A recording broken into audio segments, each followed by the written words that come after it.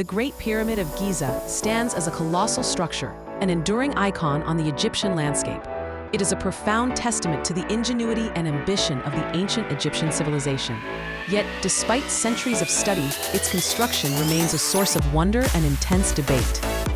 This monumental task was undertaken during the reign of Pharaoh Khufu, known to the Greeks as Cheops. Construction is estimated to have spanned roughly 20 years, from approximately 2580 to 2560 BC. Its primary purpose was to serve as Khufu's elaborate tomb, a final resting place fit for a king believed to be divine. Beyond its function as a tomb, the pyramid was a powerful symbol of Khufu's immense power and his divine status on Earth. The sheer scale of the project is staggering, involving the precise placement of millions of stone blocks, some weighing many tons.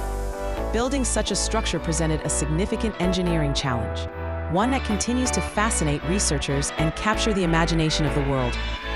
The primary material used in the pyramid's construction was limestone. This stone was conveniently quarried locally, often from areas immediately surrounding the Giza plateau itself. The vast majority of the pyramid's core is composed of these rough-hewn limestone blocks. For the pyramid's outer casing, a different material was chosen, finely polished white limestone. This casing stone, now largely eroded or removed, would have given the pyramid a dazzling, almost reflective appearance when struck by the desert sun, a stark contrast to the rough core. For the critical internal chambers and passages, a much harder and more durable material was required: granite. This granite was quarried from Aswan, a location hundreds of miles south of Giza, presenting a significant logistical challenge for transport. Examples of granite use include the King's Chamber, a masterpiece of ancient stonework. Granite was also used for the ascending and descending passages within the pyramid's complex internal structure. How these millions of stones, some weighing up to 80 tons, were transported and lifted remains a subject of ongoing research and speculation. While no definitive blueprint has been found, the prevailing theory suggests the extensive use of ramps. Several ramp systems have been proposed by archaeologists and engineers.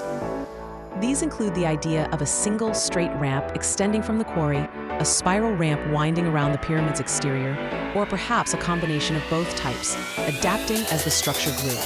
These ramps would have been constructed from readily available materials like mud brick and rubble. The ramp design would have gradually increased in height and length as the pyramid rose towards its apex. The method for hauling the massive stones up these ramps likely involved human power, utilizing sledges pulled by teams of workers. Ropes would have been essential tools for pulling and positioning the heavy loads. Simple mechanical principles, such as the use of levers, would also have been employed for maneuvering blocks into place. To reduce the immense friction generated by dragging heavy sledges, aids were likely used. This could have included placing rollers beneath the sledges or using lubricants such as water or oil on the ramp surface. The successful execution of such a monumental project hinged on the meticulous organization of labor. For a long time, it was widely believed that the pyramids were built by slaves, a notion now largely accepted as incorrect by modern archaeology. Current understanding points to the construction being carried out by a skilled and highly organized workforce. This workforce consisted of thousands of laborers, potentially tens of thousands during peak construction periods. It included not only general laborers responsible for hauling and lifting, but also highly skilled craftsmen who shaped and fitted the stones, and quarrymen who extracted the raw materials. Evidence suggests that these workers were not forced labor, but were housed in purpose-built villages near the construction site. These villages provided essential amenities for the workers. They were provided with food, including meat and bread, indicating a well-supported labor force. Medical care was also available, as evidenced by skeletal remains showing treated injuries.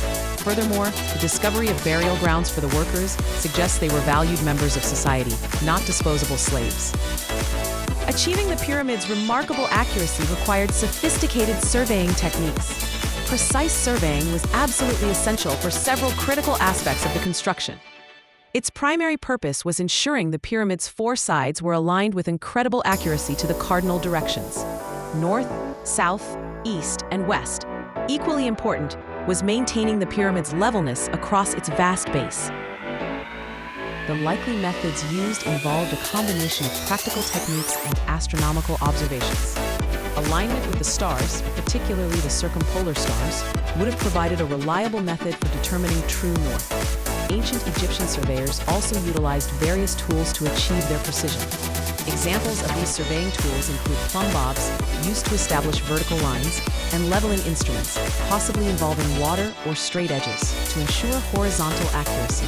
The result of their efforts was a structure aligned with astonishing precision, a testament to their advanced understanding of geometry and astronomy. The construction of the Great Pyramid of Giza was undeniably a monumental undertaking. It required meticulous planning on an unprecedented scale, coordinating resources and labor across vast distances. It demanded a highly skilled workforce, capable of quarrying, transporting, shaping, and placing millions of tons of stone with precision. And it relied on innovative engineering solutions, from ramp systems to internal corbelling, to achieve its incredible height and structural integrity. Despite the wealth of archaeological evidence and ongoing research, many specific details of the construction process remain shrouded in mystery.